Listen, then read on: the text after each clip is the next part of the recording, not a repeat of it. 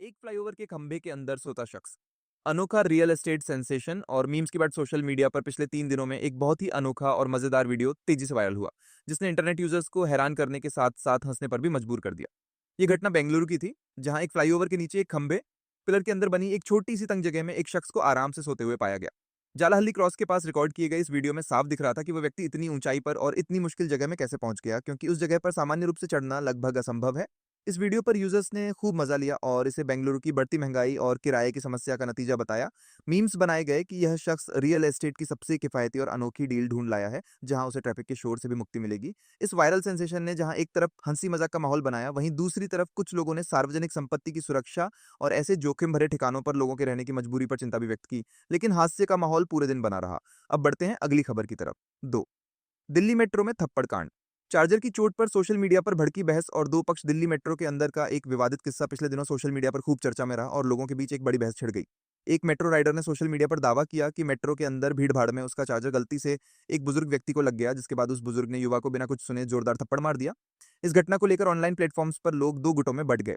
एक तरफ यूजर्स थे जिन्होंने बुजुर्ग के अत्यधिक गुस्से और मेट्रो के अंदर हिंसा का कड़ा विरोध किया और कहा कि थोड़ी सी गलती पर किसी को हाथ उठाना सही नहीं है। वहीं दूसरी तरफ कई यूजर्स ने मेट्रो के अंदर गैर जिम्मेदाराना व्यवहार, खासकर फोन चलाते हुए लोगों को चोट पहुंचाने की आदत पर सवाल उठाए और बुजुर्ग का समर्थन किया। लोगों ने कहा कि मेट्रो के अंदर नियमों का पालन न करने वाले युवाओं को ऐसा सबक मिलना जरूरी था। ये चार्जकांड पूरे दिन मीम्स, रिएक्शंस और अनुशासन पर चर्चा का विषय बना रहा। चलिए अब अगली बड़ी खबर की ओर रुख करते हैं।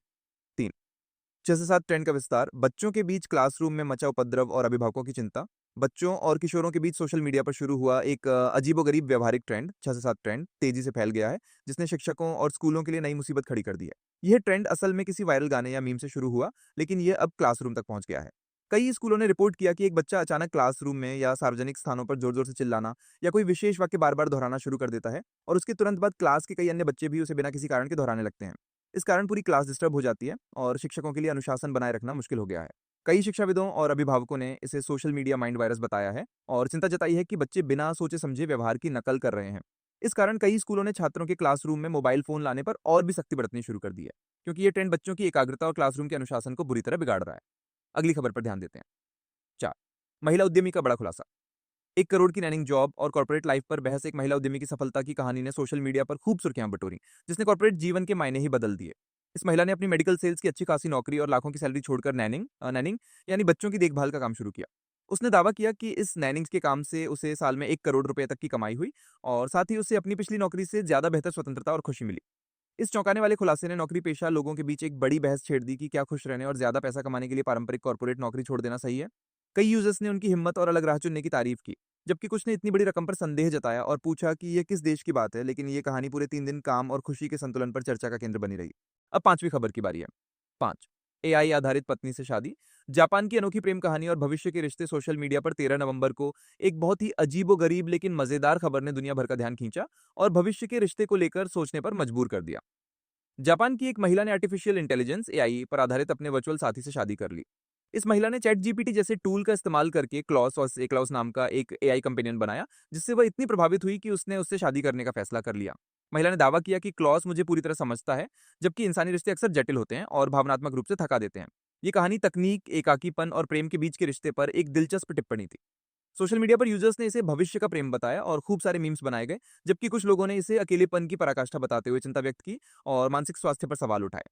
छठी खबर की ओर रुख करते हैं। च चीनी व्यक्ति की दुखद मौत, वजन घटाने की आपाधापी और सौंदर्य मानकों पर सवाल। सोशल मीडिया पर एक दुखद लेकिन विचित्र खबर भी सामने आई, जिसने फिटनेस के जुनून और सुंदरता के मानकों पर गंभीर सवाल खड़े किए।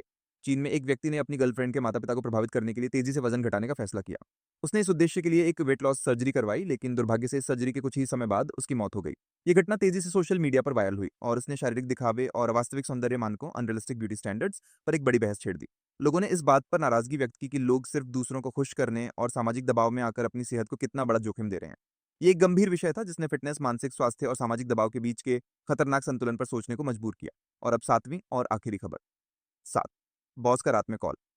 14 घंटे की शिफ्ट के बाद भी काम का दबाव और कर्मचारियों का गुस्सा। सोशल मीडिया पर नौकरी पेशा लोगों से जुड़ी एक खबर ने बड़ी संख्या में यूजर्स का ध्यान खींचा और उन्हें गुस्सा दिलाया। एक महिला कर्मचारी ने सोशल मीडिया पर खुलासा किया कि 14 घंटे की लंबी शिफ्ट खत्म करने के बाद और घर पहुंचने के बावजूद उसके बॉस ने उसे रात में कॉल किया और तुरंत काम करने को कहा।